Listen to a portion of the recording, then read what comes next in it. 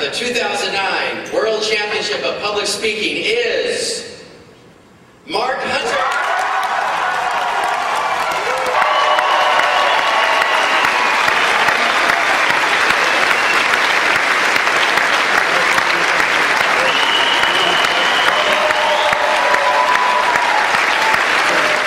World Champion Toastmaster Mark Hunter. It is our pleasure to welcome you to Hello Qatar TV show at the most peaceful and the richest country in the world, the state of Qatar. Thank you very much. It's awesome to be here. After winning the title, you have been traveling to many countries. How did you find Qatar? Actually, the Middle East is my first visit. I've done quite a bit of speaking in Australia, but this is my first visit outside Australia as World Champion, so I'm very pleased to be in the Middle East, and my invitation to be in both the UAE and Qatar has come from some very passionate individuals, and I'm hoping to share my journey and my learnings with the Toastmasters and others in Qatar. That's great, yeah. I understand that you have joined the Toastmasters in 1994. What prompted you to join it? It's interesting, people join Toastmasters for many reasons. They join it for personal development reasons. Sometimes they join it for reasons that are about developing themselves in their professional or corporate life. Me, I joined Toastmasters because I wanted to extend my social circle and have a bit of fun, and I certainly found that a Toastmasters meeting is peppered with fun, and that's one of the reasons I keep going. Toastmasters has made a difference in my personal life because I've been able to marry the skills that I've learned in Toastmasters in presentation, in my training business, but I've also been able to use the skills in Toastmasters for part of my business, which is about life coaching and developing leaders to use coaching as a leadership tool.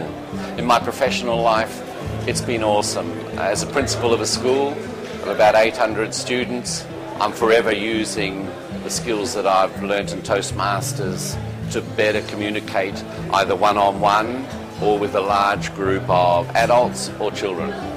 Who's your role model in your life?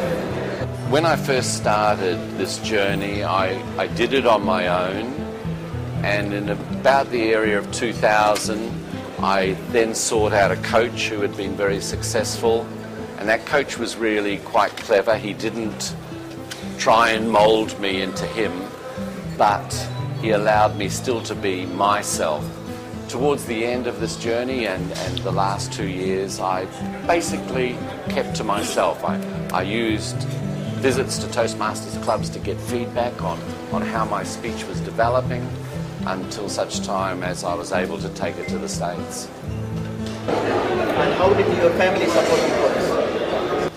Oh, my family's been very patient, and I think that's one of the gifts that someone who goes on this journey to become world champion, that they have to have a family and friends who are prepared to support every attempt and every moment of this remarkable journey.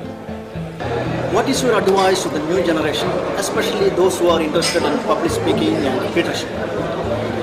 I think my advice would be to certainly knock on a Toastmasters door. If you're wanting to increase your chances of being successful when you leave high school, then Toastmasters will give you an edge. It will enable you to become a better listener and a better thinker, as well as being able to present more effectively. But it also, if you really want to take the bull by the horns, it teaches you very sophisticated leadership skills that you can use in any corporate field or profession. What are your future plans? Oh, I've got a dilemma. I'm a principal of a school and I love that job. I am a life coach and I love that job, and I do training around life coaching as a leadership tool, and I love public speaking. So one of those has got to go, and I haven't quite decided how I'm going to marry all those together. If you were not a Toastmaster, what would you do about it? I love teaching, so I would have still been a teacher. Toastmasters is the icing on the cake. Makes me a better principal, makes me a better teacher, makes me a better communicator, and it also gives me this opportunity to become world champion, and that's an amazing opportunity. One more personal question. Could you please tell us what happened? I can see you In a wheelchair, yes. Yeah, and how did you survive? About 30 years ago, I was like most teenage or boys or young men of 18 or 19. I was youthful and I was invincible and I was never going to have an accident. And so I was water skiing, I was on a whip and I hit a sandbank and did a somersault, landed on the back of my head.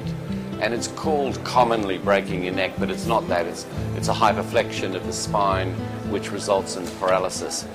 How did I survive it? I learned very quickly that I had a choice to accept what was going on and the change in my life, or to get caught up in it and go down with it. And I thought, if I go down with it, I'm never going to be happy. So I decided to accept what had happened and then start making the best of what I have. You have been to World Championship finals in 2001 and 2005. What did you do differently this year to achieve that? Many, many times I would put on the armor of righteousness, mount my trusty grey horse, yee-haw! Lower my lance and charge into hell for my heavenly cause, daring to dream of a world where discrimination no longer existed. I think there was a difference between my early years and competing, and that difference was when I first started competing in the World Championships, I had a real obsession about winning.